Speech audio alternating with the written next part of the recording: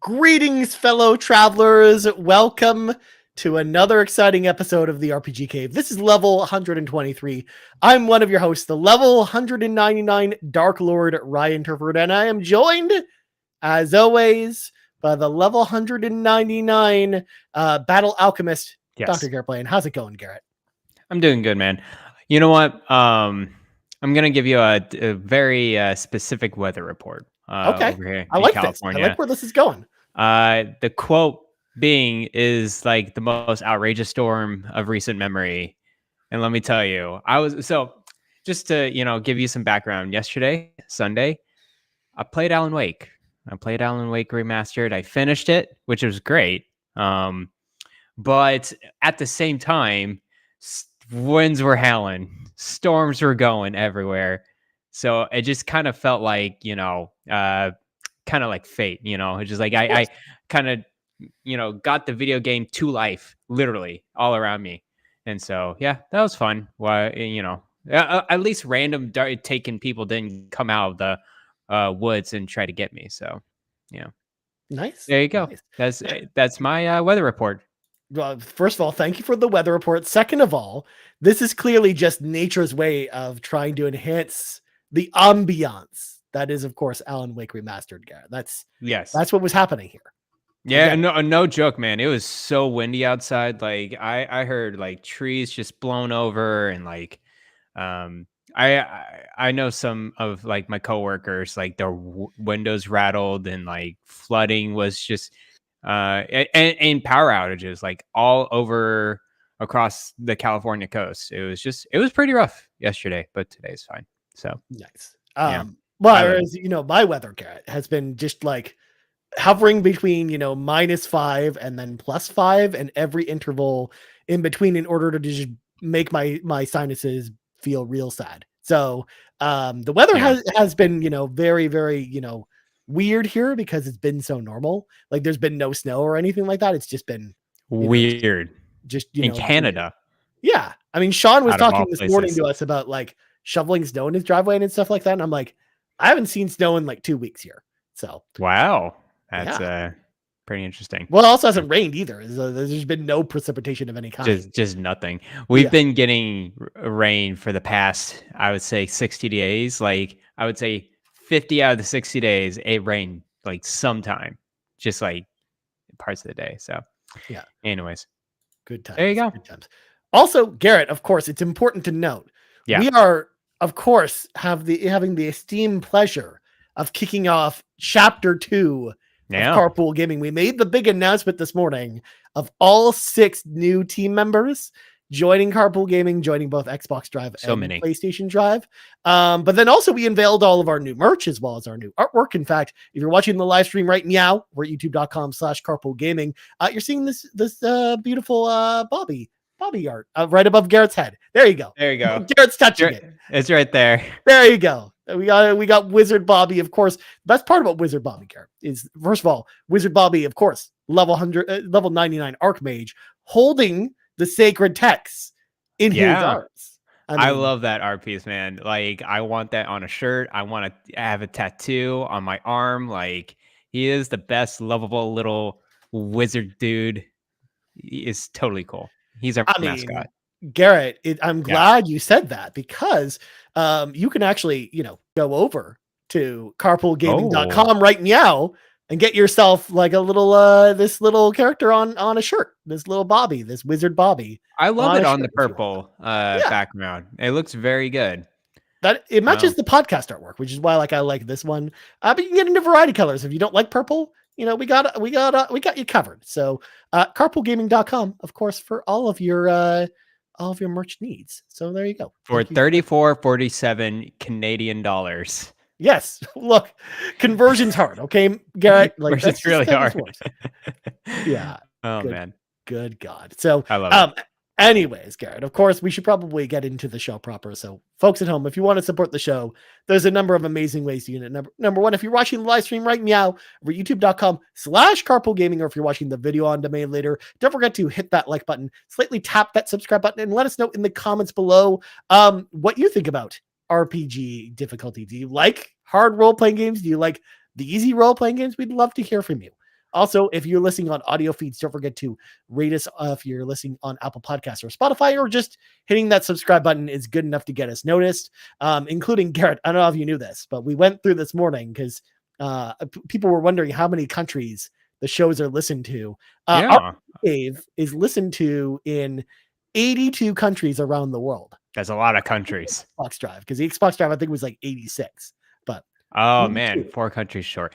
How many countries are listed? I'm curious. I don't think you can count that. Maybe like 200. Yeah, that's like there's like over 200 countries for sure.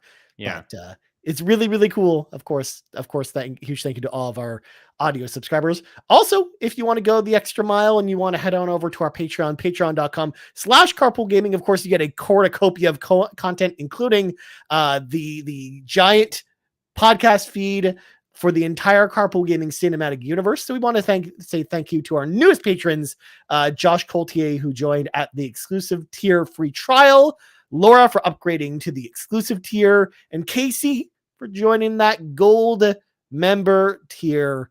Huge thank you to, of course, all of our patrons. And last but not least, as I mentioned, we have a brand new logo. So we also have brand new merch across all the shows, not just RPG Cave. Head on over to our website, carpoolgaming.com.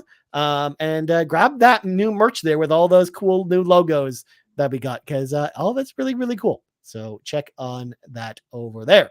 Well, without further ado, Garrett, I believe, if I'm not mistaken, yes, it's time to read from the sacred text. Are we doing that, or doing that side quest first? See, that's the thing. It was originally above this, and then now it's below it. So I'm like, well, you copied in here below, so I don't know. Like, what's your preference? Let's do the side quest first. Yeah, let's do the side quest first. Yeah, because Garrett, I feel like it would be impossible for us to do this show this week without talking about this game that I've been playing, but even more surprising to me, every time I go on Discord, or I felt like I've gone on Discord since Friday, a certain other person is playing this game a lot. And that is, of course, Persona 3 Reload. We got to talk about this at least a little bit. Garrett, what's your playtime looking like for this game? Because I've been seeing you pop in this game a lot. I'm 9 hours into it. Okay. That's good. So, since Friday, I'd say that's pretty respectable. Yeah. I'm on April 29th. So just moseying on. Sometimes I just like pause this couch. I'm letting you know, Ryan, it's so comfortable.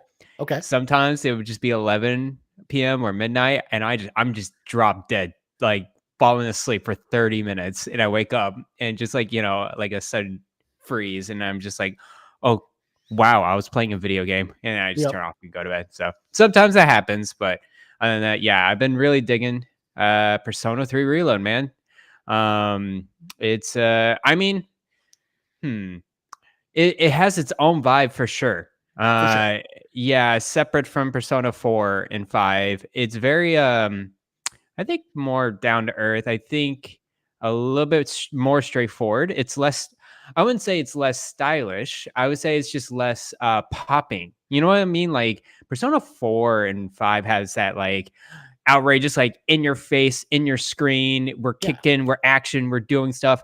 Persona 3 is a very melancholy, very, I would say, more serious video game than the other two. And I'm digging the vibe so far. I'm loving the music. The music is I was just amazed by it. Like I want to like search up YouTube and like, you know, go through that while I work. And yeah, it's been very enjoyable so far. As for sure for me, because you know I've been playing. This is my first time playing Persona 3. Yeah. But as just like a longtime Persona fan with 4 Golden and 5, in the spinoffs, it's definitely a, you know, a refreshing take of the series that is totally different. I would say it's very different than the other two. So Yeah, yeah, for sure. Like it's not like too different, because again, like the very much you can see when playing this game that like the roots of those games came from this one, because it, you know, the Persona series was very different before Persona 3. Like Persona 2, Persona 1 were very different games from this one. Like this is the first one with social links as well as a bunch of other stuff. So this is the one that really kind of, you know, spun up the formula. But you're right, it's not meant to be as flashy and in your face. Like it definitely oozes style, but it's not trying to be like, it's not trying to beat you over the head with its flashiness, which is one of the things I like about it. Like it's this like hip hop kind of style, but it's also got like a lot of dark themes, and especially late as you get further and further into the game, like there's some dark stuff, and there's even like some stuff that, you know, they've even removed from the original version that I've noticed just in the early hours. Like there's a, you know, just to throw it out there, there's a cutscene during the very beginning section of the game where you're kind of like walking from the train station at the beginning with the coffins, where like Yukari is, you know, it's cutting back and forth between your main character and Yukari, like paralyzed because she's like, she can't get over the idea of using the evoker on yourself. And it's like this really dark moment that they just even removed from this particular version of the game. So it's been interesting to see some of the changes, but I'm with you. Like this game's awesome. I can't get enough of Persona 3. Like I've been, you know, we've been working pretty hard the last couple of days to get all the stuff ready for the reveal today. So I haven't had as much time with it this weekend as I wanted to, but I can't wait to play this game the rest of this week, Garret, and really like me too, sink my teeth back into Persona 3, because you know, the original Persona 3 is, you know, one of my all-time favorite role-playing games. It's definitely my favorite Persona game. And I do think that they did this justice. Yes, it's still missing that extra content, but it sounds like we're getting it later with DLC, which is cool. That's what I hear. But I've been really, really enjoying the remake so far.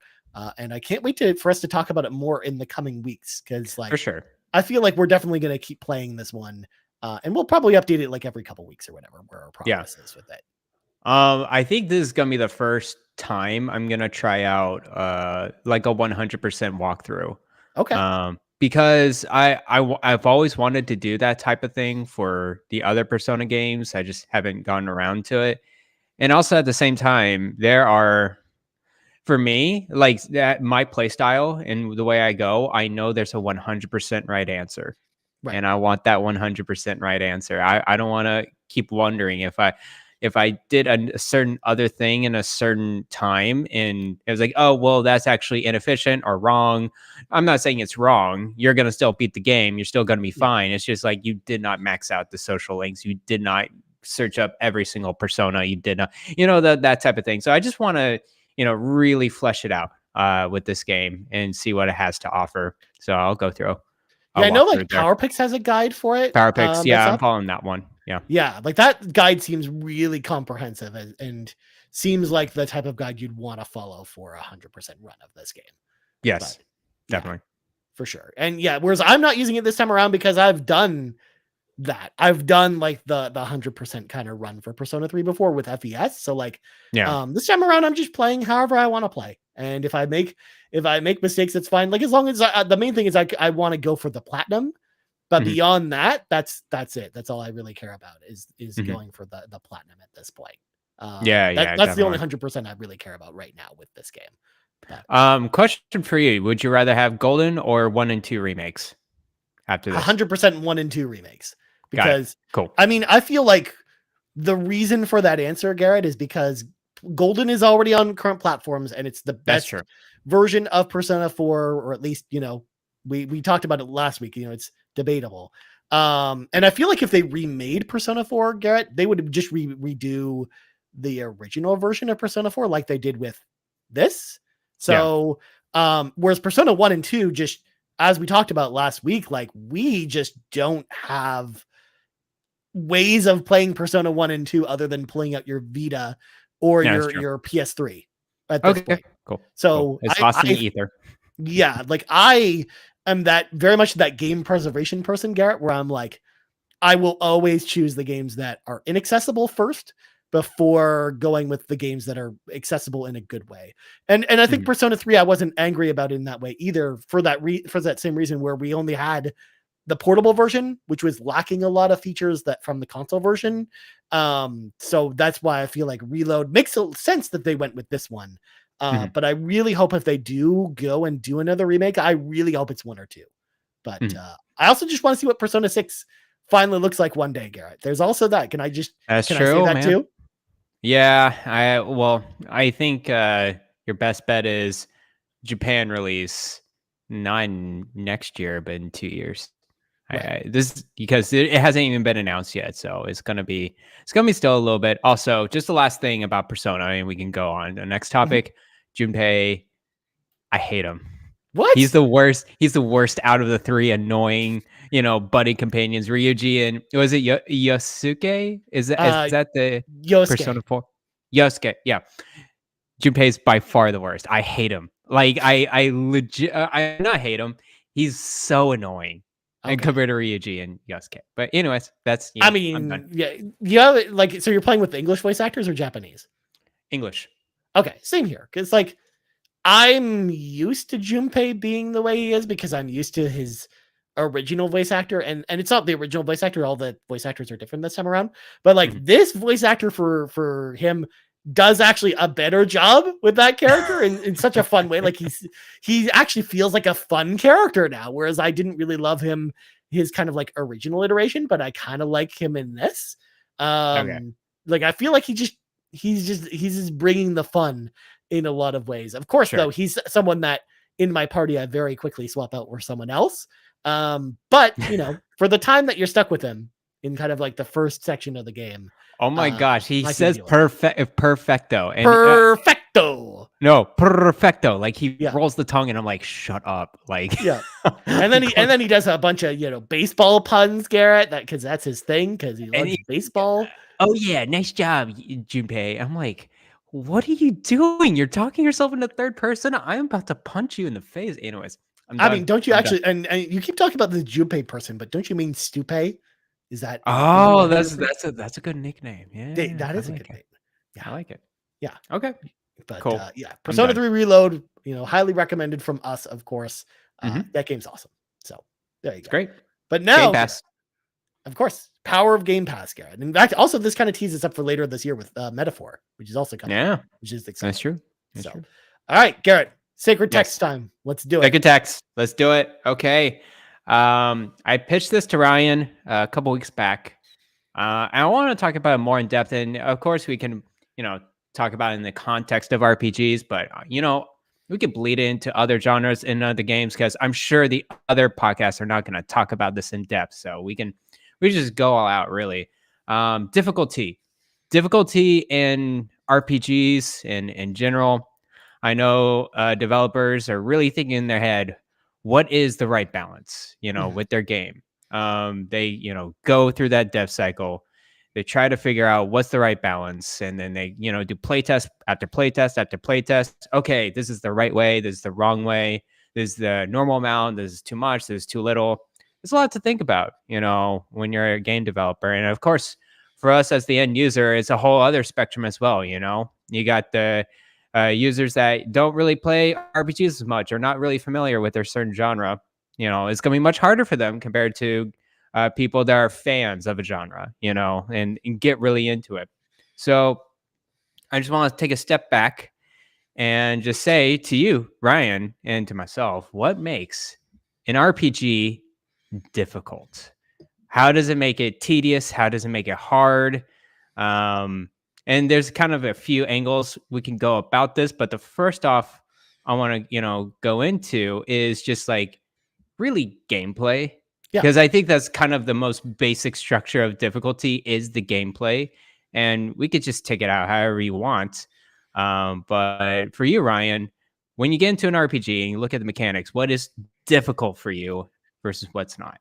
So for me, a lot of times when it comes to mechanics, because I feel like it's tougher for me to answer this question, or it's a little more unfair for someone like me to answer this question, because I've played so many RPGs in my lifetime, Garrett, that like I kind of know the formula in so many ways when it comes to a lot of these games. So that's not to say that I don't find RPGs difficult per se, but it's just that I find that what makes RPGs difficult for me in particular is that are the odds stacked against you, like the idea that the power progression is too slow, or your characters don't level or gain enough power to be able to take on the enemies, which then leads us to down a the rabbit hole of having to grind your way to getting good in a lot of ways. I mean, especially in most traditional role-playing games, Garrett, like I find that that's like the main source of difficulty is, enemies that are over leveled for for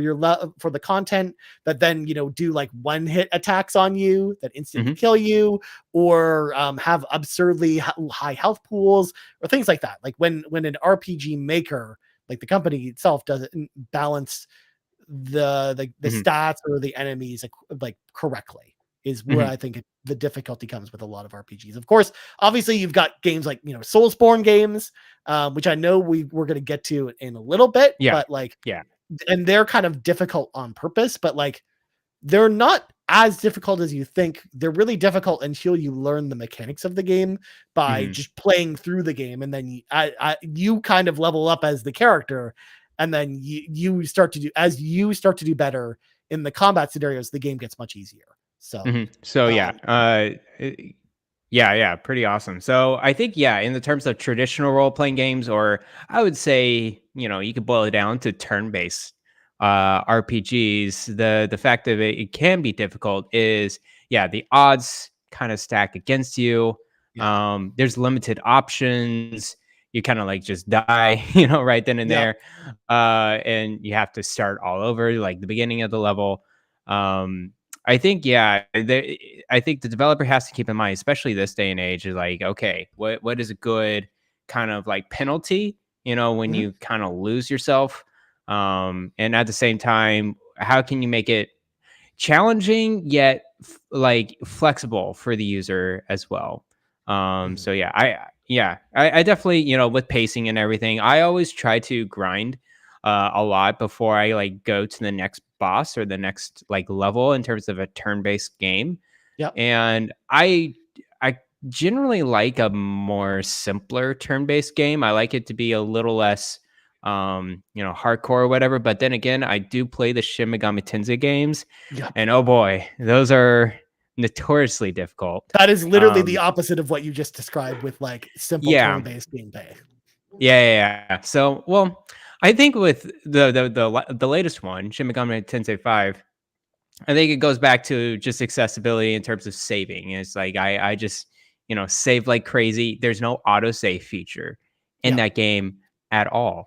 So basically what I do is like I save in each and every battle, and then go through it like that. And you have to just kind of get into that mindset. But if you don't save, it's just like you could lose like easily 30 minutes, hours of progress. So I'm glad you brought that up, Garrett, because if I may interject, earlier tonight, I was watching a certain Miles _ Amanda stream a little game called Persona 5, and I saw her get to this point where she's like at the end of like kind of like the first palace in that game, and she's trying to find like a key with one of the more powerful enemies, and she goes to attack one of the enemies, gets like a surprise attack, like almost gets the enemy down, and the enemy turns around and does one hit instant kill on the main character, killing him instantly. But then also she hadn't saved in like 45 minutes.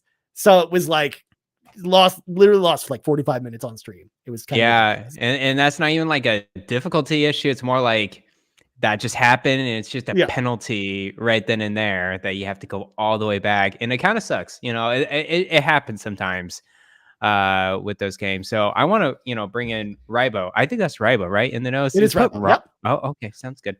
Would you rather have a game be more difficult just by virtue of the bosses having more health points or through cheap ? Tactics like wipeout abilities, perhaps a totally different means. So yeah, what do you think about that question, Brian? So first of all, I hate both of these choices. I don't actually like either one of them because one of my pet peeves in a lot of role-playing games, especially like more modern action RPGs, is like bosses or enemies with way too high hit point pools, where you're just, where the fights aren't difficult, but you're spending 10 to 15 minutes just pressing like a couple buttons, bashing away at the enemies until eventually you kill them. Like that's like one of my least favorite things in the world.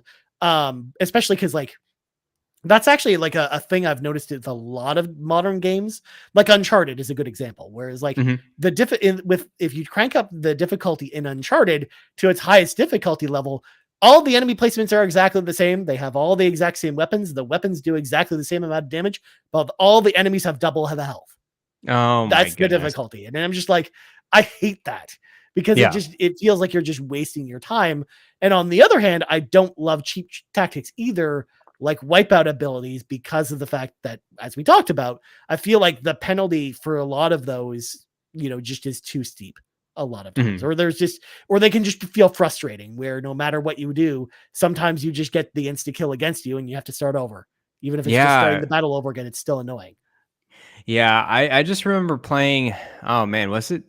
I don't know if it was Tactica or some other game, but I remember playing a recent game of a boss that just like instant killed you, like instant killed like some of your characters. I'm like, are you serious? Like, I can't dodge this. I can't go around this.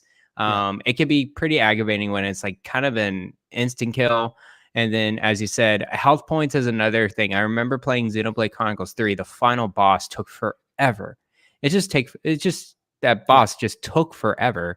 And I just had to like continuously, as you said, press all the combos and different things, and kind of hopefully I don't die, at the last 10 seconds.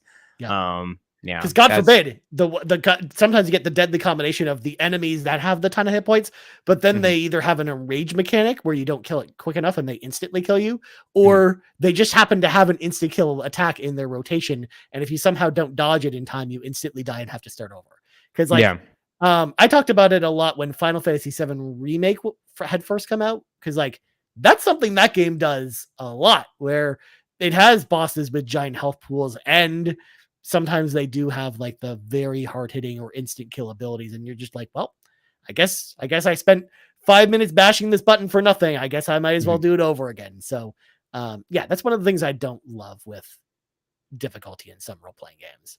Yeah, sounds good. I put some like different bullet points in here, and I think it just kind of lends to just difficulty as well. Sometimes it's really the pacing. I remember playing Bravely Default, the first one, and it just, man, the pacing of that game gets really fast then really slow, and then it's just all over the place. And then as you said, the boss difficulty spike just hits you. Yeah. And you just kind of have to, as you said, you have to grind it. Really, for turn-based games, is like, if you have the time, if you have enough time, you will beat the game. Like, there's no doubt about it. It's just whether you really invest your time into those. So like that's one of the things I don't really love. Whereas like, difficulty stuff that I do like, Garrett, and maybe we'll get to that a little bit later as well, is like unique mechanics for bosses. Like I like that. I like when it, throws in new things that you have to dodge, or new things you have to think about mid-boss fight, and having that play into the difficulty, because I like that aspect of difficulty more than, hey, I just need a bigger health pool, or hey, I just need, kill attacks that are way like not enough necessarily to even kill you, but just take off a huge percentage of your health. I do like bosses where they have phases. Like that's totally fine with me. It's very typical for a game designer. It's like, all right, you're gonna have 2 or 3 phases of this boss, but as you said, unique mechanics, but at the same time have a weakness. Like it's very hard, I feel like sometimes, to know where a weakness is in a boss, and it's just like, oh, okay, I guess kind of just brute force it or just kind of like go through. So sometimes they just kind of throw all this kind of fancy stuff at you at a boss, and then it's like, okay, there's no weak point. Good luck. And it's like, oh, okay. That's one of the things I actually like about Atlus's games. They always build that into their games, like whether it's Persona or other games. Like I like that they have that where it's like, you kind of have to figure out what that weakness is, but that weakness is always there, regardless of what enemies you're fighting. Mm-hmm, mm-hmm. Let's move on to like, okay, so what RPGs have you experienced that are difficult? And so, let's just, start out with that, Ryan. Do you have any RPGs in your mind? Like, oh my gosh, this is so difficult. So I'm going to give you the prototypical example of a hard RPG, Garrett. And it's a game that had to be patched to reduce the difficulty because it was too difficult for any human being to beat. And that RPG is Natural Doctrine. Oh, for the PlayStation Vita. Oh my God, Natural Doctrine is one of the most difficult games I have ever played in my entire life, Garrett, because it's so grueling and punishing. It feels like you're just trudging through mud as it is just to get through the game. And it's a tactic for those who haven't played. It's a tactical role playing game. It actually, the closest comparison I would make to it is something like Valkyria Chronicles, where you kind of have your characters make their moves on a map, and then you go into third person and do some attacks with them. But the game is so brutal because of the way that it paces the enemies. Even just out of the starting couple missions, Garrett, are like borderline impossible when you compare them to other role-playing games that are out there, because it takes like half an hour just to get through each battle because they feel they're such slugs. And then that's assuming that you would do everything perfectly, because that's one of those games where if you don't find the exact right answer, like you may as well not play at that point. Oh man. Yeah. That sounds rough.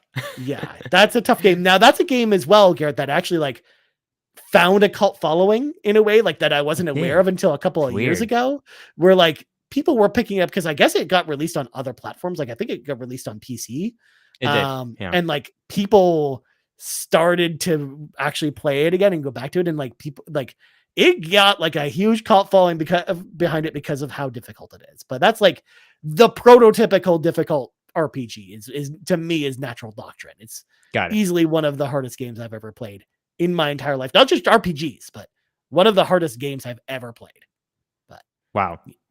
So there you go. Okay. Yeah, that's a good one. I think for me, I played Bloodborne a little bit last year, but it was difficult, but I just don't think I was just having fun in general. I think it was just the constant difficulty of the game. It's not necessarily, it was like, oh, it's too hard. I need to throw my controller down the floor and, like go out in a rampage or whatever. It's more like I am so tired of, needing to think and action and button all the time. I had enough. I think I was like 20 hours into it. I actually beat some bosses like in Bloodborne. And I was just like, I think I like died one time and I'm like, you know what? I'm good. Like this is a little too heavy for me. No, that's one of those games that like, and I feel the same way about all Soulsborne games. Like those are the type of games that you have to just play and play only that, and just like find like a certain like week to just carve out when you're going to just play through the whole game, because that way you're constantly keeping yourself fresh. You're learning the mechanics, and it becomes kind of muscle memory at that point, to the point where, once you learn that the language for that game, then you can actually approach Soulsborne games a little bit easier, but you kind of have to like constantly kind of be playing them in order to kind of keep that up a little bit. Like they remind me of playing like NES games, because NES games are kind of like that too, where like the main reason why when people watch me play the Mega Man 1 on the NES on live streaming and are in awe of how good I am at that game is because I spent so much time as a kid playing that game that it's like ingrained in my brain how to get through that without even getting hit. let alone, being able to have any kind of difficulty with the game. And I feel like Soulsborne games are very similar in that way. So it definitely makes sense with Bloodborne. It's also why, like, I didn't necessarily want to pick a Soulsborne game for this example as well. But I also like, I can't see he's one in the chat, Jean d'Arc on the PSP. Because as much as I like that game is also really difficult too. Like, in fact, you're starting to see the kind of a pattern. Sony portable consoles is definitely a thing when it comes to difficult role-playing games. So and I Can't See also brings up Fire Emblem on NES. That's a good one too. That one's also that one was just it's hard feedback too. Because like modern Fire Emblem games are known for not being that difficult. You can make it hard though. But yeah, that's true. But the opposite is true for old Fire Emblem games. They're all hard. Like, especially like the NES, Super Nintendo ones, like they are like very, very hard. I want to bring in Kevin Ainsworth because he has a good question. Have you ever quit an RPG because a boss was too difficult? Do you have any in your head? I got a couple in my head if you don't have any. I don't think there's an RPG I ever gave up because a boss was too difficult, because I think I'm the type of person that, like, when I'm playing a boss, I want to just get to the end of it. I've definitely quit RPGs or turned down the difficulty because of the difficulty, but I've never really quit because of a boss. In fact, that's actually usually in other types of games for me. Like, action games are very much like that. Like, for trying to get through Ninja Gaiden 2 on the hardest difficulty, like, some of those bosses there, I'm just like, no, thank you. I'm good. Yeah. I don't need to go through this difficulty, even though somehow I beat, Master Ninja difficulty on the first Ninja Gaiden Black. Like doing that for the second one was like, no es bueno. I'm good. I don't need to go through this and put myself through it. So, but no, with RPGs, I don't really think that I've really run into that problem, but I'm curious to know what you think, Garrett. There's three that pop into my mind, Kevin Ainsworth. One, it was Bravely Default 1. There was just one boss. I think it was like one of the major bosses in there, and the one thing is, like, I think it's just a mixture of things at the same time. It's like the boss is too difficult, but at the same time I was just kind of tired of it. It was just like, I don't want to invest enough to grind and then go through this boss. So I think I'm okay. I think another one was Like a Dragon. Now, I Yakuza Like a Dragon, which is kind of weird because it's not really a hard RPG. I wouldn't call it a difficult RPG, but I did get into this kind of stump, like in this section where I think it was kind of hard to grind or train your characters, and then the next section is a major boss. And I just, like, I don't think my characters were just spec'd and leveled up to really go to the next one. And it does not have a difficulty, like, level or challenge. It can't, like, turn it to easy mode or baby mode or whatever. Right. I have to go through it in that certain difficulty. It's like, man, this is rough. Like I hate when, and that's not really like, oh, the game's meant to be hard. It's more like, you just kind of got there at the wrong place at the wrong time, and you didn't pace and grind your characters well. So here you go. This is where you're at, and you can't really do anything about it unless you load a previous save, which really sucks. Yeah. There's actually, like, you run into the same problem actually in the original Final Fantasy VII, because there's a temple called the Temple of the Ancients that you go to kind of like towards the end of disc 1. But when you go there, you can't leave the Temple of the Ancients, and it's the only place in the entire game that you can't leave and go grind or go heal your characters and come back. So you have to go in there fully stocked in such a way where your characters, if you're under leveled, you need to make sure you've got enough, healing potions or mana healing items in order to be able to get through it, or else you have to start the game over again unless you saved outside of it, because it boxes you in. So you're just kind of forced to kind of grind in that area. If you go in too under leveled, you won't survive even the grinding process. So you'll just be stranded there, and you have to basically start over or load an old save essentially. But like, because to your point, Garrett, there's definitely like, there's not a boss that I've really rage quit over, but there's certain bosses where I thought about it. I thought about putting the game down, One of them actually being Final Fantasy 13. Was what a game that like has a boss kind of in the middle section of the game when it's the boss. It's a boss that you fight on an airship that is the last boss you fight before it unlocks the open world of Final Fantasy 13. And it's a very annoying and long boss, but it's also really difficult. And there's no way to, and it's a similar situation to what you described, Garrett, where you can't really grind. Like you're stuck in the airship area once you commit to going there. So if you're not, leveled enough or stocked enough, you won't survive the grinding process that you need in that area to get to the level that you need to take out the boss. So that was one that really came to mind when you talked about that example. Yeah. So there's definitely, some instances in, you said Final Fantasy 13. I don't think it's necessarily games that you're like, oh my gosh, that is a difficult RPG. It's just like, as Kevin said, it's like sometimes there's just a boss, that really just like hits you at the wrong time.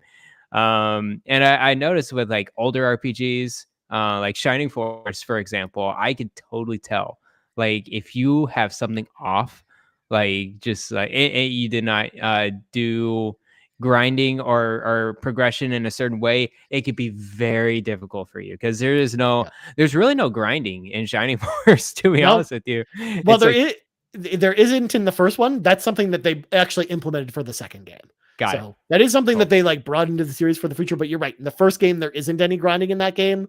But actually, I'm glad you brought up Shining Force, Garrett, because that's a game like you see the little difficulty places where it can get you. Like you played, I think, just on the normal difficulty when you played it, right? Normal difficulty. If you played on the harder difficulties, it gets real hard. Like that game can be like a nightmare to get through if you played on like the hardest difficulty. It's ridiculous. Yeah, I know all the Shining Force games are kind of known for that with their highest difficulty. I noticed the AI wasn't the smartest thing in the world, so I'm just curious if like it was a harder one, like it would just be out to get me. It is. The AI gets much smarter when you play it on the higher difficulty. That's funny. Yeah. I want to bring in Shy Guy into this conversation as well. What are some RPGs that excel at balancing the line, being difficult and flat out unfair? That is a good question, and I'll start out first. I think, as I said before, Shin Megami Tensei 5, I think it does a pretty good job just because you can save at any point. Right. And you can kind of brute force your way through. You can save scum and just, make sure that you can go to the next boss and go to the next order.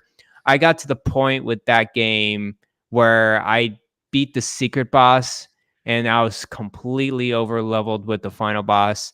But I think overall it does a good job of pacing, battle systems, turn-based. It's that, typical Persona, Shin Megami Tensei, elemental-based tactics, turn-based game. I think it does a pretty good job. It's hard, but it's not like, oh my gosh, this is not fair at all. Whereas I think Shin Megami Tensei 4, the base one, that one's unfair, especially at the beginning. Or especially if you go back and play the older Shin Megami Tensei games, like Shin Megami Tensei 3 or... like Nocturne, like that game is very punishing if you aren't on the bubble with it. Whereas, for me, like, there's a couple of examples that I think do a really good job of it. And the best part is, Garrett, I thought of the example that I was going to give, and then I totally just escaped from my brain as I was... That's okay. As I was talking about this a little bit. Octopath Traveler 2, I think it does a good job of this. Yeah. Because like the first game I felt like could be really grindy and can be really unfair in some spots. Whereas I felt like the power progression in the second game was much better. Like they handled the whole difficulty system a lot better in the second game. So I definitely think that that's one of the sterling examples of a game that's like that. Another one I'm going to bring up is actually Chrono Cross on the PlayStation 1. Okay. I think does a good job of that as well, where that game's not really known to be too difficult, but you can get into certain areas where it can be pretty difficult, but it's never unfair.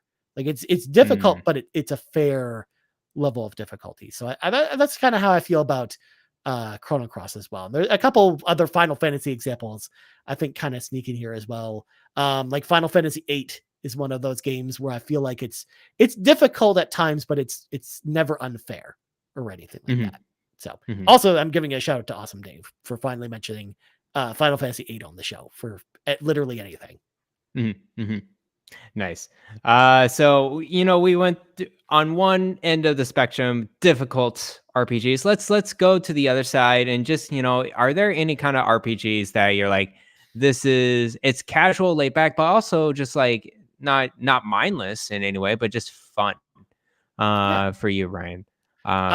There's a couple RPGs that are like that, like and a lot of these are just meant to be these types of games. So I will kind of preface that a little bit, because like Chocobo Mystery Dungeon, as an example, I feel like is a good example of this. Is a game that's like meant to be very goofy and fun. And it's just meant to be kind of like very casual and laid back. Like you kind of, play through some dungeons in that game while you listen to podcasts, and you just have like a very kind of chill time with it. Like I remember when Fulia wrote in that question a couple weeks ago, that's one of the reasons why I brought that game up, because I felt like it was like a very easy game and kind of a casual game to get into. Another one's Trials of Mana, because I feel like you can crank up the difficulty in that game to make it difficult. But if you just played on the normal difficulty, it's very kind of casual and laid back in a lot of ways. And I do think it kind of like falls into this camp a little bit. You've also got even some of the mid-tier Final Fantasy games, like Final Fantasy VII, Final Fantasy IX, even to some extent Final Fantasy XII, I think kind of like fill in this spot a little bit, where I do feel like they're a little bit laid back. Like the story is more what you're investing in anyways. And the combat is kind of like the fun part you do in between the story. But they're like very kind of like laid back kind of experiences and more about just having fun more than anything. Yeah, definitely. I think one thing that really pops in my mind, and I think this too, the Atelier games are super meant to be easy and casual. I played the Atelier, Murray remake last year, and even down to its roots, with the first game, it is meant to be so just so easy in terms of just combat. It's really meant for you to just build up your character, build that progression, and just move forward. It's never meant to block you, make it difficult for you. And I do like those type of games when I'm in the mood. It's very nice to have kind of this companion game while I watch a show, or don't have to worry about or focus on too much. And that's why I do like the Atelier games a lot. It's just a fun. The story's not really involved. It's just you just going through and building up and crafting stuff at the same time.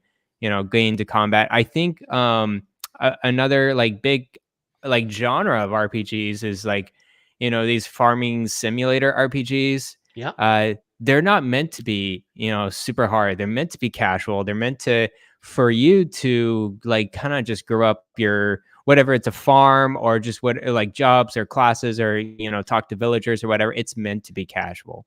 It's meant to be focusing on the farm aspect and not so much the combat. Like a game like Stardew Valley comes to mind when talking about that, definitely. Or Harvestella, I think, is another one. Like those games like come to mind when talking about this, where like the farm is the focus, and like they don't make the game really difficult outside of that. Another example I might bring up a little bit, Garrett, is Pokemon, because I feel like Pokemon's good. Is very casual and laid back as well. Or it's like it's very much designed for that, because it's designed for children. It's designed to be people's entryway into RPGs. So it's very much designed with that in mind, to kind of be casual games. Like you're playing Pokemon Blue or Red is the easiest thing to do in the world while watching your favorite show on TV or something like that. Like that's something a lot of us did with our Game Boys. But now it's Power World, right, Ryan? That's the new Pokemon 2.0. Jesus right. I mean, it's so much so the Pokemon company needs to investigate them, Garrett. I think the last question I want to throw over to you, I don't know if you have any thoughts about this, but like, what is your approach with difficulty in RPGs? Do you go into an RPG and you're like, I'm going normal, I am just going to see how the developers wanted me to play this way? Or do you try to go for that extra level of hardness, or do you try to take it easy on these games? So I'm very much the person, and I think this mindset comes a little bit from reviewing games, but honestly, I've always kind of played this way, even as a kid. I always play the normal difficulty, and if I need to adjust, I adjust from there if the game allows me to do that. Because like in one direction or another, if I'm finding it too easy and I want more of a challenge, I'll turn up the difficulty. But most RPGs, I'm very reluctant to just turn up the difficulty because I just don't. Because most RPGs, I'm playing it for the story, and not so much because I want something like really difficult. So for me, I'm actually more likely, Garrett, to put a game on easy because I'm enjoying the story, but there's something about the combat that isn't clicking with me. This happens a lot with me with action RPGs when, when certain things that we talked about earlier happen, like when you've got enemies with infinite like health pools that aren't necessarily difficult, but it just takes forever to kill them. And I'm just like, well, I'll just turn it down to easy because I know I can beat these bosses and it'll just go by quicker because they'll have less health. So like Tales of Arise is a good example of this. This is one I didn't necessarily do this with, but if I was to ever replay Tales of Arise, Garrett, you bet your bottom dollar I would be playing it on easy because of the fact that some of those bosses in that game aren't hard. They just take forever to kill. And I would just want to just get through the bosses faster by turning it down to easy. So yeah, that's I'm more or less in agreement with you. Like I typically go with the normal difficulty and then I turn it down on easy if I absolutely have to, but I really don't want to do that. Like I think internally I feel like I'm cheating, even though I know I'm not cheating. And I even double check the trophies and achievements. Like I was like, okay, if I like turn this, down a little, does it affect my achievements? Does it affect my trophies? I think if I need to do a hard run, I can. I very rarely do that with video games in general. Like it's normally like a second playthrough if I ever do that. It was funny. I played The Last of Us, the first one, on hard difficulty back in 2014 when I played the remastered. I regretted it every single minute because I did like the game. I was just, why did I put this on hard? Like, I'm not a really action focused or sneaky kind of guy. Like, I can't really I could go through a normal difficulty, but I cannot go through a hard difficulty because it's just like one shot and it kills me. And I'm like, oh man, that's rough. They just wanted to make it feel like real life as much as possible, Garrett. But like, because you're right, like I'm kind of like that too with games where I don't usually put games on harder difficulty just for the heck of it. Like I used to be like that. Like maybe 10 years ago where like there were times where I would do that, but I'm definitely not like that now. Like I usually don't go back and do like the hard mode difficulties or whatever. Cause like, it's just like, unless I really want the platinum trophy or if there's like a specific reason for doing it. Where, cause like likewise, because I play MMOs and other live service games, if I want that really difficult content, I would rather just go do like like one of the ultimate bosses in Final Fantasy 14 instead. Like if I want that, just that level of difficulty, like if I'm ever craving that, like that's usually how I get my fix versus doing that in traditional role-playing games. Cause it's also like, it gives me the ability to play more games that way rather than focusing on just on one game or tearing my hair out because I can't get through a combat encounter and it's annoying me. So that's kind of why I take that approach. But I do respect people that do do the hard thing, Garrett, and do like to play the games on hard mode because it takes it takes a lot of dedication to do that. And definitely I think that just works for some people better who like to like really focus on a specific game. So I totally get that.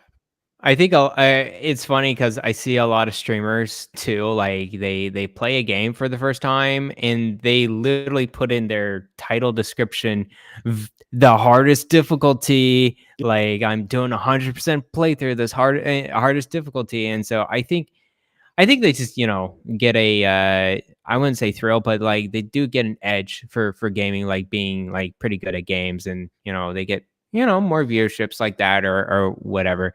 But for me, it's just like it is really the normal route. I'll go easy if it's just like it's really trudging along in terms of combat or difficulty. Like there has to be a reason for it. Like I'm in the same way where it's like I turn it to easy if there's like a specific reason to do it. If it's like I want to get through the story faster and I'm not enjoying the combat, or if something like that, or if I just can't get through it but I want to persevere. But like I'm also the type of person too where if a boss is getting me down, I'm like I want to be able to get through that challenge. I want to be able to rise above that challenge, so I always keep going with it. It's funny. I want to touch on the Fire Emblem series just a little bit because they're pretty good right now, making it as easy as you want and as really as hard as you want. With two variations, right? You got the of course, the easy, normal, hard, very hard difficulty in terms of just AI and just I think it's more dealing with damage than anything in AI with Fire Emblem. And then they also have two modes. They have the normal mode and the casual mode and the classic mode, where classic mode is your characters can't die. Or if they do die, they die forever type of deal. And I think I learned a lesson with this one because I did. So I did play Fire Emblem Awakening. That was my first one. Played it casually. Totally great. I loved it playing it like that. For Fire Emblem Fates, I only played Fire Emblem Conquest, or is it? Yeah. So that's the harder one. That's it sure classic. Is. That's the classic mode by default as well. And I didn't really know that, and I beat the game, but man, I was fighting tooth and nail, making sure I got to that last boss right there for Conquest. And then for Three Houses, I did choose hard and classic for that one. And I learned my lesson with that one just because I knew it wasn't as fun for me for that game if it was normal. And I just I didn't want to make sure my characters die either. So I made a very hard decision of just like, okay, I need to plan out every move. I need to plan out every tactic. And I think I just got to the point where I really got burned out with that game where I shouldn't be, and I should have, kind of lowered the difficulty or whatever. And then for, of course, Engage, I did play casual and I was just totally fine with that game. Yeah. So I think I kind of learned my lesson with that series with difficulty options. You got to adjust, you got to adapt. It sounds like you just totally ran the gamut with difficulty options with Fire Emblem. Because, like, for me with Fire Emblem, it's like I learned my lesson in the sense that I hate having to deal with my characters with permadeath. So I just never play with permadeath because if I play with permadeath, all that ends up happening, Garrett, is if a character dies, I just reset the game. That's every single time. And I'm just like, I'm like, well, if I'm doing that anyways, why don't I just play on casual? Because I'll just have more fun that way. Or at least I know that I personally will have more fun not having to replay battles simply because someone died. So like that's just very much my approach to why, like with those games where it's I'm more likely to actually turn them up to the higher difficulties to get that extra challenge, but just keep them on normal or like casual mode, essentially. Rather than deal with that. Because I'd rather have the game be harder than for me to deal with having to reset the game like mid encounter. Just because. Right. Makes sense. So I have a few series we can discuss over. I know we discussed a lot in some of them, so I'm gonna just skip around for you. Sure. Well, we talked about From Software, but let's get a little bit more in depth because I think that series in particular has the most conversation around difficulty. It has the Dark Souls series, it has the Elder Scrolls. And From Software I think it does a great job, right? Their level design's impeccable, their combat's great as always. But I think for a lot of folks, that don't want to get into it, it's just like, oh, it's just too hard. It's too difficult. But I think, as you said, there's kind of this level of investment in these games where like, if you just take the time and just kind of go through, even with Dark Souls 1, you can grind, you can level up as early as you can and just kind of go through and do the moves. And then eventually you'll be leveled up. You will be leveled up and to go to the next boss and you will be fine. I think it's just a matter of, at least for me, it's just a matter of, are you willing to invest? That's the question, I 100%, think, with these games. Because I feel like those games are tough but fair in that way. Yes. We're like, yes, the enemies sometimes have unfair and like mechanics, but they're there for you to learn the mechanics and practice and play through it. And then that practice makes you more equipped to then take on the later mechanics of the later bosses in those games. Like, I feel like that's just what those games are purposely designed about. And a lot of Soulsborne games are like that, not just from Software. Cause like Team Ninja's Soulsborne games are all like that too. Like Neo, Wolong, and then Rise of the Ronin, which is coming out soon. Like they're all like that too. Like I feel like that's very much a thing of the genre. Cause you're right. Like I feel like like those types of games are not so much difficult as it's more about learning the language of the game, which is very different. But I want to bring in Garret, if I may. Sure. Savoy Prime, who asked us about From Software. Sure. And of course, new team member, Savoy Prime. Shout out to Ron. Shout out. Who asks, do you think From Software should add difficulty options to their games? Or do you think that the legendary status of their games being difficult should be treated as something games should gauge their skills and keep the get good saying alive? So first of all, I would never want to force the idea of having to include a difficulty mode on a developer. Cause like if it's just the developer's vision, if they envision the game with a difficulty mode, then it should have it. And if they envision that it's part of the game that you just learn it, then that's just the design of the game. Like I think it's totally okay to explore that space and have games that don't have difficulty options. Yes, I do understand that it makes the game more unapproachable for certain individuals, and I totally get that accessibility is a big part of that. And maybe I would like to see them maybe build out a suite of accessibility options for some of their games. I think maybe that's kind of the approach instead. But I don't think they necessarily need difficulty options. In fact, I feel like it would ruin the style of game that it is by adding like an easy option, let's say. But I'm curious to know what you think, Garret. I just don't know what they would do in order to like have different, difficulties. Like if it's an easy mode, it's like, okay, why is it easy? Is it because I think it would just be a matter of hit points and then like just attacking. So at that point, to be honest with you, it's like a Muso game, or it's like a Tales game. I'm not saying they're bad. I'm just saying that that's not what Dark Souls is. Souls loses its identity, like when it does that. Like it becomes like every other game, which is not what they really want it to be. Exactly. So I think, it's hard to tell, this developers like, hey, you got to have an easy difficulty. And I agree with you. Accessibility is a big thing. And I think like some options I'm considering in my head for accessibility is a few things. One is like kind of the shapes and colors can be more identifiable, like in what they do in Last of Us Part 2. They did a really good job of that. There's like certain accessibility options to make objects certain colored or whatever to make it more aware. I think that's a good thing. I think another thing that would be great is game speed. Like if you can half or not half the game speed, but like maybe 0.8 or 0.75 or 0.7, I think that really does go a long way for certain people that, just like it's reactive motor skills or whatever on top of the accessibility controller. I think that could go a long way as well. So, yeah, I definitely think like that's more the direction I would see for those games. I'm glad you brought that up. That's a good example, like the Last of Us stuff. I feel like that'd be pretty good for telegraphing moves and things like that, like ways to be able to tell that ahead of time. But yeah, cool. So let's Darkest Dungeon, do you have any experience with Darkest Dungeon? I'm curious.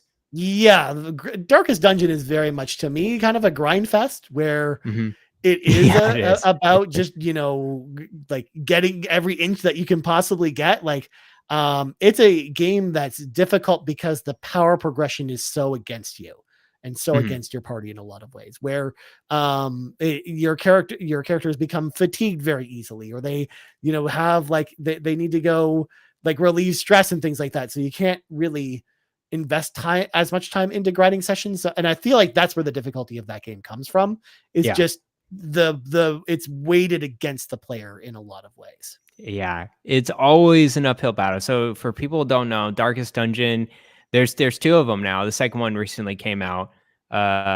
It is a dungeon crawling turn-based tactics game where like you go from dungeon to dungeon, you meet encounters, of course, and then your kind of characters are in 4 positions. You have like ones at the very top are facing the enemy, and then ones in the back. And so I think positioning is very important. And those characters, correct me if I'm wrong, are they randomly generated in some capacity, like the stats or whatever? Yeah, they have some random stats on them. And likewise, whenever you hire someone new, they have like random vices and things like that. Like all that stuff is randomized. Yeah. So they have skills and, stuff like that. But as Ryan said, it is constantly an uphill battle with that game because your characters go through so much kind of like buffs and debuffs, but not just like in the battle, but also just like traversing in the dungeon. They can get stressed, they can get panicked, they can get threatened, they can die permanently. That's one thing that happens in that game constantly. So it happens a lot. I know there's a cult following with with those series, and people love them, and people understand the mechanics. I think it's one of those, like, if you understand the mechanics and you know how to min-max it, then you're gonna have a good time. But it's not really approachable if you've if you've never played a turn-based dungeon crawling game or anything like that. Yeah, for sure. So let's go on. I think the next thing I want to talk about is Baldur's Gate 3, because I think this game really popped in my head when I was thinking difficulty, because I'm going through my playthrough. I'm about 22-ish hours into that game, and I don't think it's terribly hard, but like and I think it's only because the saves. You can save pretty nicely, like any point in the game, like in literally the battle, before every roll. Literally before every. If you want to do that, more power to you. And I kind of do that in some ways, where if I not necessarily like small checks or anything like that, but if a battle doesn't go in my certain way, or I want a certain outcome to happen, I will save and go into the previous, loading screen and just pop up. I think it does a good job with that. I think, with any kind of, big advanced RPG, saving is like, if you could do a manual save, that's just so important to have. Yeah. So with all the quick saves, just a bajillion quick saves of just every time you do a dice roll, every time you engage enemy, every time you go into a conversation, you gotta do the quick battles save. can be hard in that game. It can be very difficult, and just in terms of your positioning. Like, sometimes you come out on top and you come out unscathed, but a lot of the times, like, if your positioning is off, those enemies destroy you, and they can destroy you very very easily. So yeah, it's very nice to have that save feature. I always do that with that game, and also with the Bethesda games. It's just neat to, and Persona games in general. They do a good job, except for in the dungeons, But it does a pretty good job. Xenoblade Chronicles. This was a game, the first one, where I think it was one of the first times I'm like, oh my gosh, I have to turn it down to easy. Oh my God. It's a weird thing. I think it was just because the grinding and the scaling of the game was a little too much. Right. And when I got to a boss, I'm like, how is this too hard? It was fine. Like, it's just a second ago. Now it's just so hard. It's just too hard. I got to the point with the first game, I went to very easy, and I still struggled with the last boss. And I think it's just a matter of grinding in that game. So some games are just like that. You're playing a game right now, Garrett, that can be like that in the form of Lunar the Silver Star on the Sega CD. That's true. In parts. But yeah, I think it's fine right now with Lunar, just because of the random encounters really get you up. Yeah, it definitely helps. There's like, in fact, with that game, you really don't have to worry about grinding too much until like before you go to the final battle. Oh, okay. That's that's the nice part with random battles. It kind of teaches you. It They're preps there you for a up. reason. They're there to kind of help you buff up your crew and get, do things faster. Like, people don't love random encounters, but sometimes they're necessary, because like if they give you too much power, Garrett, to turn off the balance encounters, like in something like Bravely Default, sometimes you as the player go too far, and then Yeah. you don't know it that you punished yourself. Yeah, I know. Yeah, there's sometimes it just happens like that. The last game I want to mention is Wargroove. Okay. And that's just because I think that is a perfect example of a game that lets you do any kind of difficulty that you want. Within so Wargroove is a tactics role playing game. It's kind of a spiritual inspiration of oh man, I'm Advance sorry. Wars? Advance Wars, that's it. Yeah, thank you Yeah. very much. And it does a very good job at like, okay, do you want the enemy's health points to be increased or decreased? How much? Okay. What about the damage? Okay, so how much damage do you get, or how much damage do you not get? And then there's also scaling of money, because there's like a money currency aspect to building units or whatever. So I think it just does an overall good job of like Mhm. letting you, the user, to like figure out what could be more manageable for you. Because it did get to the point with that game where it was just a constant battle between left and right, back and forth.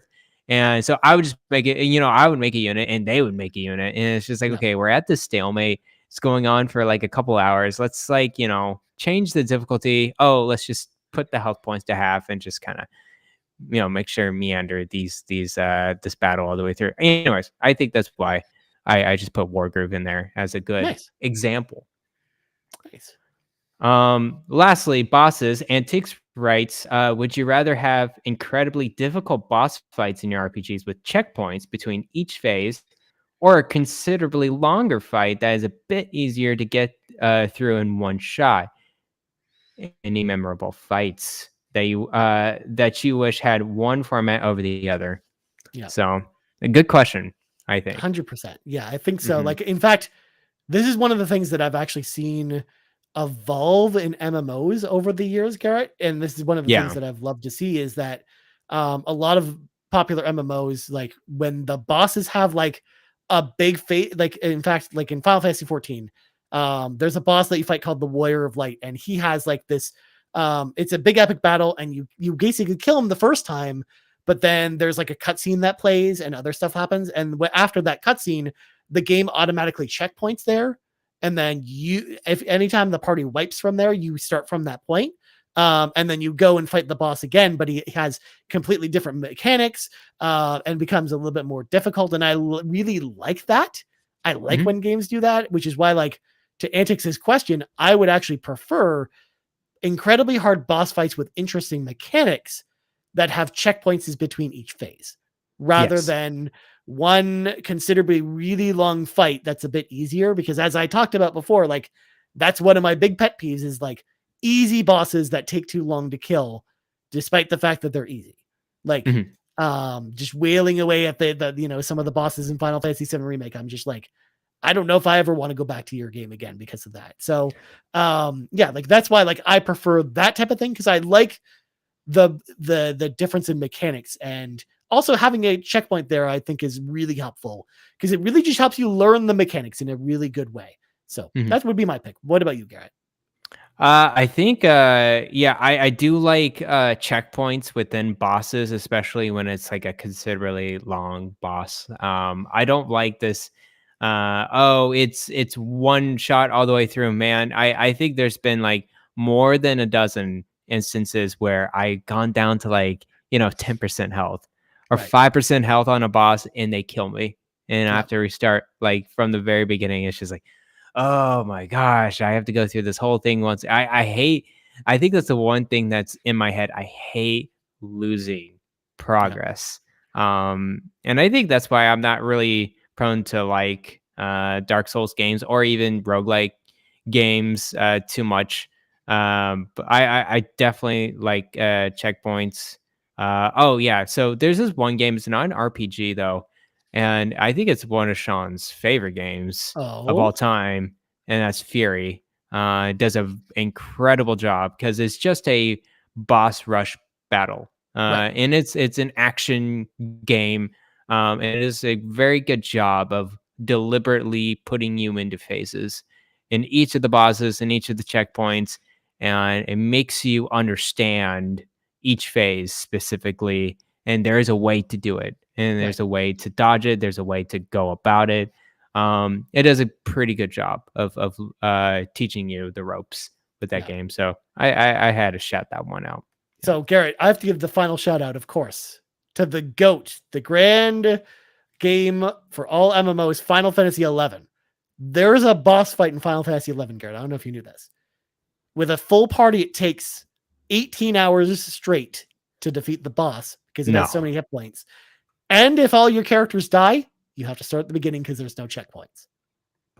What kind of boss is this? It's like a giant turtle. It's just like it's like it's an epic looking boss, but it's also just like you gotta just keep going because it has so many hit points. You just can't kill it. 18 hours is too much, man. Who's awake all that time? Just like no. So what people would do to beat this boss, Garrett, is like grand companies would like have people over at their houses and then like take shifts of fighting the bosses. So like they'd swap in and out of people in the seats to take the boss. It's very similar to what happens every year at a charity event called Desert Bus for Hope, which is a game where you have to drive a bus through the Nevada desert on the Sega CD. And this game doesn't allow you to physically stop or pause. So people need to swap in and out, and people do that for like 7 days straight to raise money for charity. Well, that's a different thing. It's raising money for charity. This is just ridiculous. You're just doing. But Final Fantasy XI completionists, Garrett, have to defeat every boss, and that's one of the bosses you have to beat. No, I'm good. Yeah. Wow, that is a boss. Let me tell you, I would never. Yeah. Well, if I ever hear that, it's like, okay, it takes 18 hours to defeat this boss. I'm like, I'm good. I'm done with this game. I mean, that's actually what it was actually funny because when Final Fantasy 15 was coming out, Conan O'Brien did a Clueless Gamer thing on Final Fantasy 15, and he brought like some of like Nomura-san on his show, and Conan was walking around and he saw the Amatoys, which is like another big turtle enemy. Funny enough, that was just walking around, and Conan was like, "Hey, I want to go fight that." And how long would it take to beat it? And then Nomura turns to him and says, "It will take you like 3 days to beat that boss at your current level." Just by whacking at it. Wow. And he's just like, oh, well, I guess I'll go do something else then. Because it's a boss you're meant to go fight later in the game. But I just thought that was really funny because that just brings up that whole thing again. Wow. All right, Ryan, let's wrap it up with these questions. So we're gonna party up. First, I'll just go through a comment from Ask What, Not Why. Sure. So he says, I appreciate RPGs having difficulty levels that you can change whenever you like. I'm currently playing through Dragon Age Origins for the first time. I kept getting frustrated with a few bosses. Once I changed the difficulty to casual, it was more manageable and I could progress with the story, which let me also say, I think I prefer the story over Mass Effect Q, the sniper. I know. I haven't played an RPG with this interesting of a story in a long while. Anywho, happy gaming. Yes, I agree. Sean Definitely. Capri, I know, also agrees with this opinion as well. He's like a huge Dragon Age person. I personally enjoy Mass Effect story more, but I'm also just more into the sci-fi. So it just makes sense that I'm just more into that story. But yeah, and that's just kind of what I talked about before, where it's just like, yeah, like if there's like if the combat isn't grabbing me, but like I really still want to get past the story, I'm just like, and I'm not having fun with the combat, then I have no qualms about putting it on easy for that reason. Like I'm, I feel like we need to start to normalize the movement, Garrett, that it's okay to play games on easy. Yes, no, I am in on it 100%, and it's really just because I think for me, it's just time saving. Yeah, it's just like, okay, I understand the game. Let me put it to easy and let me go through it, and just wrap up this game and don't take any more of my time. I think that works in certain situations, and that's up to the judgment of the user. I think just whether you want to have fun or not. For sure. All right, so Nagachaka comes in. What are your thoughts on difficulty trophies? For example, the Platinum Trophy for the upcoming Final Fantasy VII Rebirth. It will require finishing the game on the hardest difficulty. Yeah. And we see this a lot with, Yep. games in general. It's like, okay, now I'll beat it on the very hard difficulty. I think, it's kind of a cheap way to like, lock that trophy behind, but like, I think it's just really for the players that just are really into it. And it's just like, man, yes, I wanted 100% trophies or 100% achievement this game. This is the way to do it. And it's just like, all right, I got to go through it. I think personally for me, that most of the time when I see this very hard or hardest difficulty, I'm like, nah, I'm good. I don't feel the need or motivated to 100% trophies. I think personally for me, trophies and achievements are more of a, it's not necessarily I'm going after these. Right. It's more of a progression. It's like, okay, I can take a look back and what have I played and what kind of achievements I've gotten out of the game. That's more or less for me. But because like I think Drellesh in the Discord, Garrett, kind of put it best, where like it's kind of like a scrapbook of all your gaming memories and progress, where it's like it's a way to track the way you play games, which I like as well. And in fact, I 100% agree with you on your opinion, but I have to deviate a little bit by saying that with this game in particular, or with some of other Square Enix's games that they're doing this with, like Final Fantasy 16 is an example, the hard difficulty that is required to get that trophy isn't unlocked until after you beat the game, which I don't like, because like I appreciate when they have the difficulty based trophies if you have the difficulty unlocked from the beginning and you can just play that way. So then you can just do it all in one playthrough, because many of these games like Final Fantasy 7, you will end up getting all of the trophies except for the trophy for beating it on the hardest difficulty. And then you're forced to replay the whole game again just to get that trophy. Like that's something I don't like about this. So I get it. If it's just that one locked trophy behind, I kind of get, you have to play the game twice. It's like it forces you to play New Game Plus basically for no reason, just for the heck of it. Yeah, and at the same time, I think it's really meant for the player, or like the player that really wants to go through it. It's like, man, I don't mind going through this a second time and going through New Game Plus and figuring this out. I think for that one for me was Witcher 3. I can't recall if you needed to unlock hard difficulty initially, but I did play through it normal, and I did everything in that game, man. I 100%ed. No question marks on that map. Actually, I found some glitches in there in the process. And I did all the DLC and everything. And I went back to New Game Plus on, I think it was hard, or like the hardest difficulty in that game.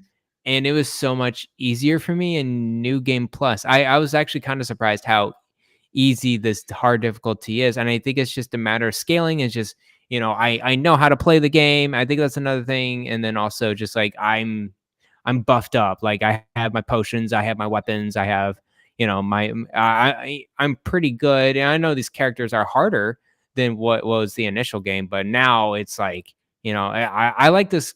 It's an interesting kind of pacing going on with like those type of mechanics where like you have to beat the game and then you have to do the hardest difficulty. It's like, well, it's kind of making it easier for you, because if you just try very hard or the hardest difficulty right then and there, you're going to have a rough time. So, anyways, makes sense. Good stuff. And I think last question from Sean Capri, last but not least. The last story is lame. Particularly, the characters are uninteresting and the story is cliche. At least it is to me. With so many RPGs out there, and many of them gripping to similar tropes, how do you determine which are great and which ones are lame? Oh my God, Sean. Of course, this is the type of question that we speaking to you. We love you, Sean, by the way. But the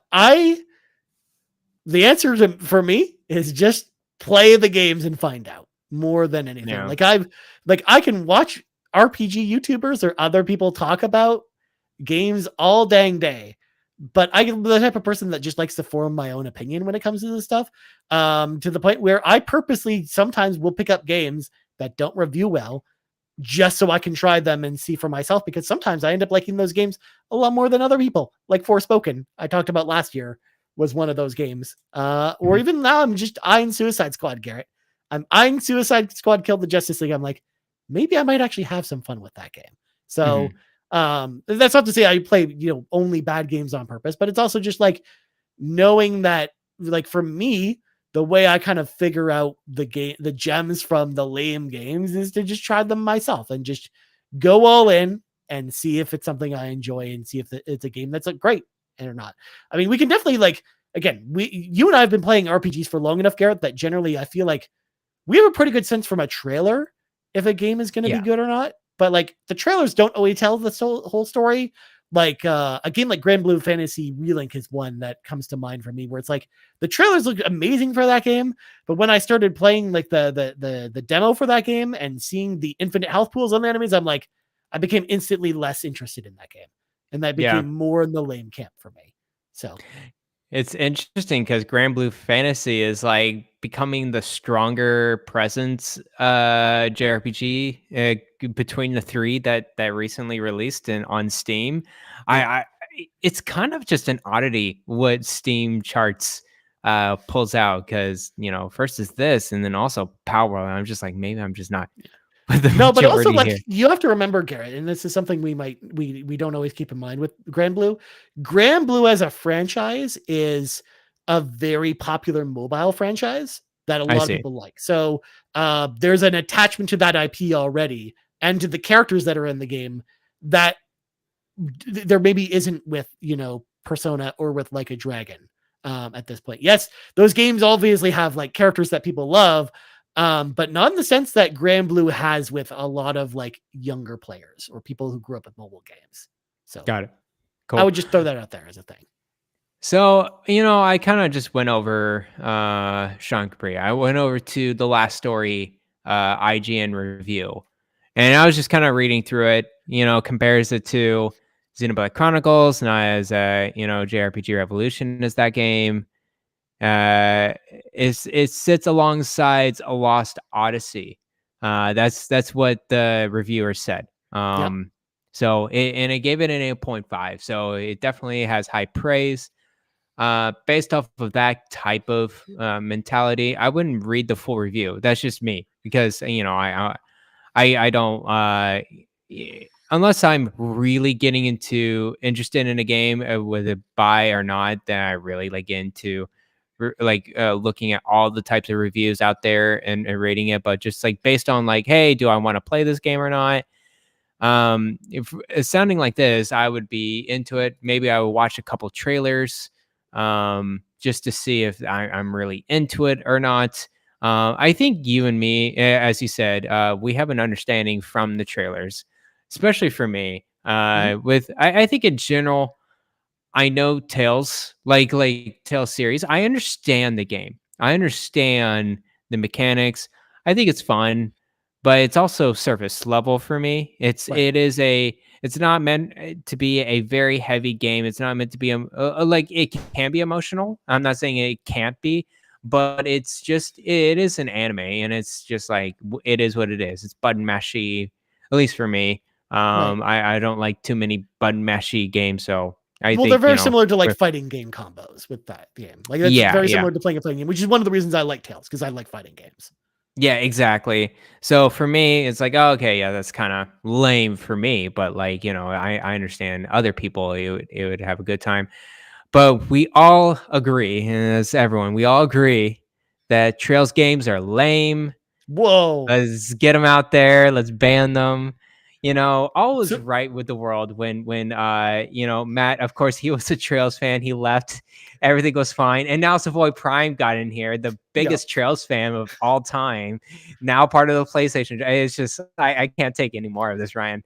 Yeah. I will wait, not let this Garrett, until we do the special guest episode where we bring on Savoy Prime and Kevin Ainsworth to then tell you the glory of the Trail series. I'm out.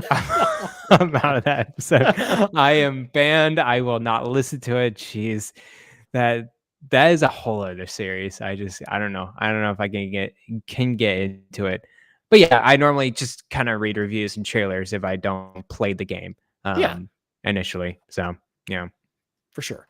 No, and that's something that's true. Then, like, because I'm going to be, I think I've talked about it on other shows, but like I have to, change my spending habits a little bit this year because money's definitely a little bit tighter because I'm moving into like a different, place and stuff like that, and I definitely can't buy as many games, so like I can't do as much of the play it and find out kind of thing. So I do need to be, more mindful of my funds going forward. So it's just so that might, lead in a change of behavior to then maybe do more research like you're talking about and figure out if this game is really for me or not. But also to your point as well, like we've played these games long enough where it's like we kind of know what we're looking for with a game to really hook up.